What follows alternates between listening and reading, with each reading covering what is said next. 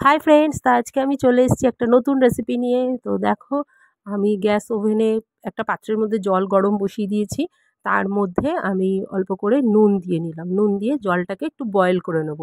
তো কি বানাতে চলেছি, ধৈর্য ধরো, অবশ্যই বলবো, অবশ্যই বলবো। তা আমি জলটাকে গরম করে নিচ্ছি, আর এদিকে যেটা বানাতে চলেছি সেই উপকরণগুলোকে রেডি করছি। কিছু বুঝতে পারছো দেখে? এখানে দেখো, সুন্দর করে আলু কেটে নিয়েছি, আর কিউব কিউব করে পেঁয়াজ, আর তার সাথে লঙ্কা সরু সরু করে চিড়ে নিয়েছি, আর ওদিকে রসুন কুচিয়ে নিয়েছি, আদা কুচিয়ে নিয়েছি, আর অল্প করে ধনেপাতা কুচিয়ে নিয়েছি। তা কিছু কি বুঝতে পারলে এখনো অবধি? তা চলো, বুঝতে পেরে যাবে। এরপরে যে জিনিসগুলো রয়েছে, উপকরণগুলো, সেগুলো দেখলেই আশা করি বুঝতে পেরে যাবে। তা ওদিকে জলটা মোটামুটি ফুটে উঠেছে। তা এখন আমি সেই আলুগুলোকে হালকা একটু সেদ্ধ করে নেবো, একদম অল্প, বেশি না। তা সেটাই দিয়ে দিলাম। আর দেখো কি কি আর ওর উপকরণ রয়েছে এখানে। এখানে রয়েছে টমেটো সস, চিলি সস, আর ওদিকে হচ্ছে সোয়া সস, আর এটা হচ্ছে চালের গুঁড়ো, আর হচ্ছে বেসন। তা এই দুটো দিয়ে আমি একটা ব্যাটার রেডি করব। তা এদিকে আমার দেখো আলুটা সেদ্ধ হয়ে গেছে, বেশি তো সেদ্ধ করা যাবে না, হালকা সেদ্ধ করে নিয়েছি জলটাকে গরম করে। করে নিয়ে এবার ছেঁকে নিলাম ভালো করে। এবার আমি ব্যাটারটা রেডি করছি। চালের গুঁড়ো নিয়ে নিয়েছি, এর মধ্যে আমি দিয়ে দেবো হচ্ছে বেসন, সব পরিমাণ মতো, যতটুকু আমি আলু নিয়েছি মানে ততটার পরিমাণ মতোই চালের গুঁড়ো, বেসন, লবণ, এর মধ্যে সব মিশিয়ে আমি একটা সুন্দর ব্যাটার রেডি করব। তা এখনও কি বুঝতে পারলে এটা কি রেডি হচ্ছে? চলো বলেই দিই তোমাদেরকে কি রেডি করছি। তো ব্যাটার তো আমার রেডি, এর মধ্যে এবার আলুগুলোও দিয়ে দিচ্ছি। দেখো, সেদ্ধ আলুটা দিয়ে দিলাম। আলুটা কিন্তু বেশি সেদ্ধ করবে না, তাহলে ভেঙে যাবে। তা পটেটো চিলি এটা আমার তৈরি হচ্ছে। একদম স্পাইসি একটা পটেটো চিলি হয়েছিল, দারুণ দারুণ খেতে হয়েছিল। তো দেখো, ব্যাটার রেডি করে আমি হালকা করে মেখে নিয়েছি। আর এখানে দিয়ে দিলাম হচ্ছে কাশ্মীরি গুঁড়ো, লঙ্কার গুঁড়ো, মানে যেটা ঝাল ছাড়া, সেটা একটু দিয়ে দিলাম কালারের জন্য। আর এদিকে দেখো, কড়াইতে আমি তেল গরম করে নিয়েছি, আর একটা একটা করে একদম সিঙ্গেল পিস আলু একটা একটা করে আস্তে আস্তে করে ছেড়ে দিচ্ছি, না হলে তো ভেঙে যাবে। চালের গুঁড়ো যেহেতু দেওয়া রয়েছে না, খুব মচমচে হয়েছিল ব্যাপারটা। তো দেখো, এগুলো না তোমরা বাড়িতে বাচ্চাদেরকেও ফ্রাই করে দিতে পারো, ওরা দারুণ মজা করে খাবে, একদম আমি বলে দিচ্ছি, দারুণ লাগছিলো এই ফ্রাইটা খেতে। আমি তো এমনি এমনি কতগুলো ফ্রাই খেয়ে নিয়েছিলাম। এত ভাল লাগছিলো, মুচমুচে হয়েছে, তো দারুণ টেস্টি হয়েছিল।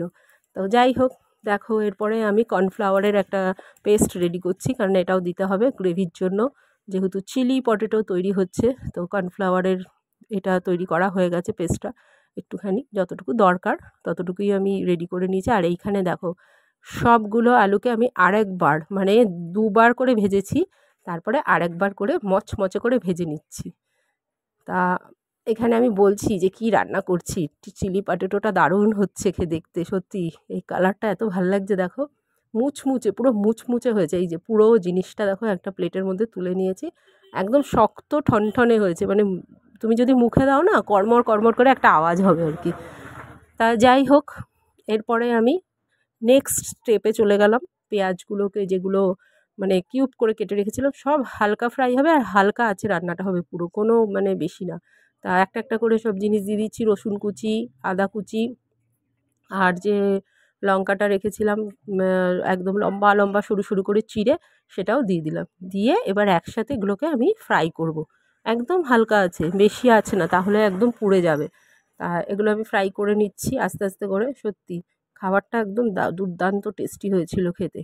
আর ওই যে বললাম, লাল লাল করে ভাজাটা, ওটাও কিন্তু চায়ের সাথে, কফির সাথে দারুণ লাগবে খেতে, যা দেখলাম আমি। তা এখন আমি দিয়ে দিচ্ছি হচ্ছে সোয়া সস। সোয়া সস দিয়েও হালকা করে আমি করে নিলাম, ফ্রাই করে নিলাম। এরপরে টমেটো, তারপরেই চলে আসবে হচ্ছে গিয়ে চিলি। তো যার যতটুকু প্রয়োজন, যেরকম পরিমাণ, সেই পরিমাণ অনুযায়ী তোমরা নেবে যদি কখনো বানাও। আমি সেই পরিমাণ অনুযায়ী অল্প অল্প করে নিয়েছি। তা একটা সত্যি খুব সুন্দর একটা ডিশ রেডি হয়েছিল, দারুণ লাগছিল খেতে। যে কোনো কিছুর সাথেই তুমি খেতে পারো এই জিনিসটা। তা দেখো, চিলি সসও দিয়ে দিলাম। আর যে ফ্রাই জিনিসটার কথা বললাম, ওটা সন্ধ্যাবেলা চাটার সাথে দারুণ লাগবে খেতে ওটা। আমার তো ওটাই বেশি ভালো লাগছিলো, এটা তো ভালো লাগছিলোই, কিন্তু ওটাও কিন্তু খুব দুর্দান্ত একটা স্বাদের জিনিস হয়েছিল। যাই হোক, বাচ্চারা তো ভীষণ ভালো খাবে। যে কুরকুরে টুরকুরে খায় না, তার থেকে আমার মনে হয় এই সমস্ত বাড়িতে যদি একটু করে দেওয়া যায়, ওফ দারুণ।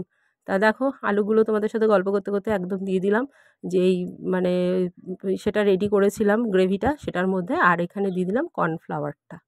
তা তা কর্নফ্লাওয়ার দিয়ে একদম সফটনেস চলে আসবে, যেই মুচমুচে একটা ভাব হয়ে গেছিলো আলুগুলোর, সেটা কিন্তু এইবার আস্তে আস্তে একটা সফটনেসে চলে আসবে। তো লাস্ট আমার দেখো ধনেপাতা ছড়িয়ে দিয়েছি, আমার ডিশ রেডি। তোমাদের কেমন লাগলো অবশ্যই কমেন্টের মাধ্যমে কিন্তু জানিও। টাটা।